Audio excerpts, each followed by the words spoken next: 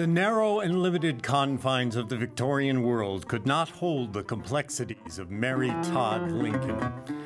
In a time when a woman's success was determined by marriage and motherhood, Mrs. Lincoln was considered an equal in the company of well-educated men. She was comfortable discussing politics, addressing the troops, entertaining foreign diplomats, or representing her husband on diplomatic missions. Her outspokenness and ambition made her an unconventional woman, a woman ahead of her time, and one much misunderstood. Her attitude in life was, and I quote, "What is to be, and nothing we can say or do can divert an inexorable fate.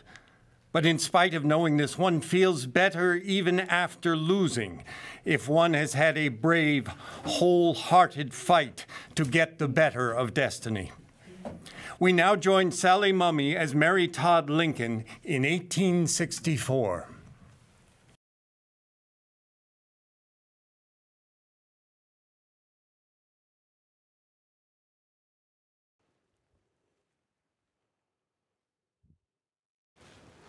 Ever since I was a young girl in Lexington, Kentucky, I had always wanted to be First Lady.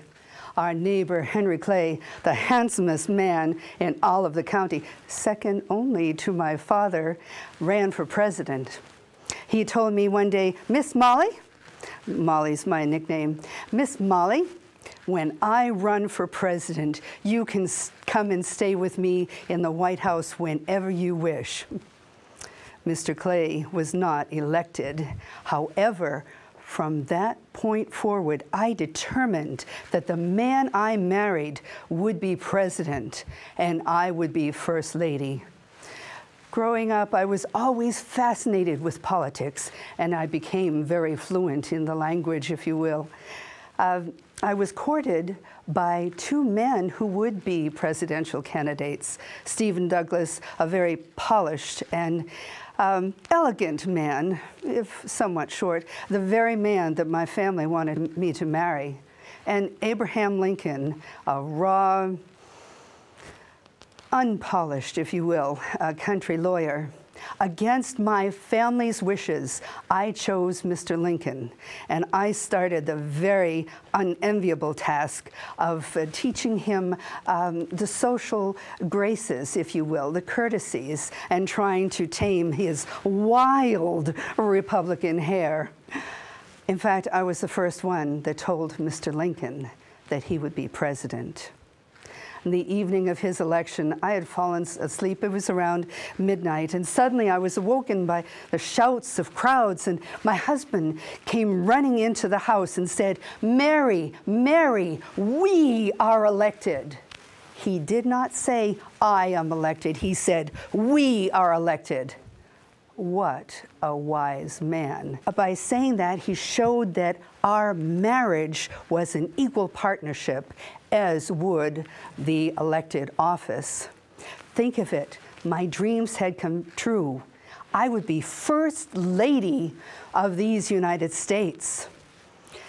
We were in Philadelphia en route to Washington when we heard the rebels had inaugurated Jefferson Davis as their president, but we still felt that the war could be diverted. We wouldn't need to have this war. In fact, in my husband's inaugural address, he said, "We will not be the aggressor." When the rebels fired on Fort Sumter, my husband called for 75,000 volunteers. The men were filled with patriotic fervor, and they ran and signed up to defend this union. Oh, how we cheered as those soldiers marched by on Pennsylvania Avenue. They were so handsome and smart. But I kept on thinking of you ladies at home. It was the women at home that had to carry on without the support of their men. Now, early in my marriage, Mr. Lincoln would have to travel the circuit as a lawyer, so I knew very well what it was like to be a lady in the house alone. you have to have the same type of courage each and every day that those soldiers do. You have to get up, even if you're exhausted, and tend your family. Up until now, your sphere of influence has been the home and your children. The war has changed that. Now, you ladies are out plowing the fields, planting the crops, and harvesting them. Those delicate fingers that those soldiers are dreaming about are working in munitions factories. They're working in mills 14 hours a day, 6 days a week to support the troops and what they need. After the first battle in the Civil War, it was obvious that nurses were desperately needed. Many of them, thousands of women with the same patriotic fervor as your men, stepped forward and volunteered. Some took the injured into their home to tend them. Others became government nurses. Still others chose to be nurses in the battlefield, just outside in the tents. I spoke to one, they call them field nurses. I spoke to one nurse who said, as she was passing a drink of water to a soldier, a bullet ripped through her sleeve. On another time, she held a soldier in her arms and a sniper's bullet smashed into him. 3 or 4 times a week, I will go to area hospitals as Mr. Lincoln's schedule permits. He will join me. Each government nurse is assigned to 125 patients. These ladies need as much help as they can get.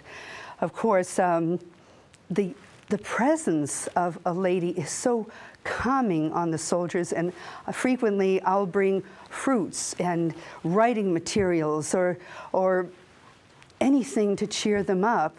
Frequently, I will write letters for men who are innocent of the alphabet or who are too weak to write, or read to them or just talk. There was one soldier I met. He was shot through the lung, his blood soaking his treasured Bible. Another soldier came and washed it off in the stream and gave it back to him. I read verses from that very Bible to that soldier just yesterday. Sometimes you are the last human contact with a soldier before he passes. There was one young man I was visiting, and he said, "Mother, Mother." I held on to his hand and said, "Yes, son, I am here." With that, he smiled and breathed his last.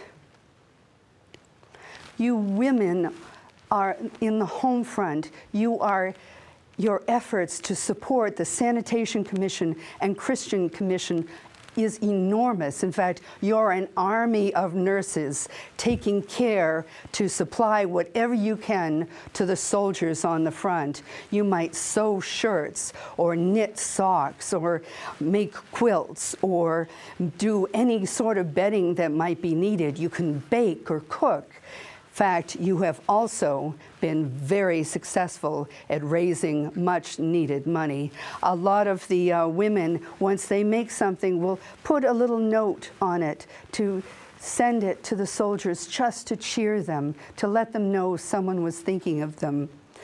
Correspondences, friendships, and even marriages have sprung up. In fact, I did see this one note from a girl who wrote, and I'll quote, "Dear soldier, I have knit these socks for you. Do you like them? I'm 19 years old. I have blonde hair and blue eyes. I hope that you will write to tell me about yourself." Desiree Burns, Groveton, New Hampshire. P.S. If you are married, please pass these on to a soldier who is not so fortunate. Do you believe in love at first sight? Well, it certainly was not that when I met Mr. Lincoln. We met at a dance at my sister's house in Springfield, Illinois. My sister had married the son of the governor of Illinois. Well done, Elizabeth. I was in a pink, favorite color pink. I was in a pink dancing gowns with matching pink slippers. I was the belle of the ball, if I say so myself. Suddenly this man came and his frame filled the whole doorway. He walked up to me and said, "Miss Todd, I would like to dance with you in the worst way." And he did. He was the worst dancer I had ever been with. Of course, it didn't help that he wore his size 13 Conestoga boots to the dance rather than dancing slippers. But he had the kindest eyes I had ever seen. I noticed that he was shy around the ladies, but he and I spoke the same language. Politics. He asked to call the next day, and he did. And my family was, of course, welcoming to him until they discovered that he was courting me in earnest. And then there was a definite chill to him. He was unsuitable in their eyes, and that was it. Well, we eventually became engaged. As all couples have their ups and downs, we did too, and in fact, our engagement was broken.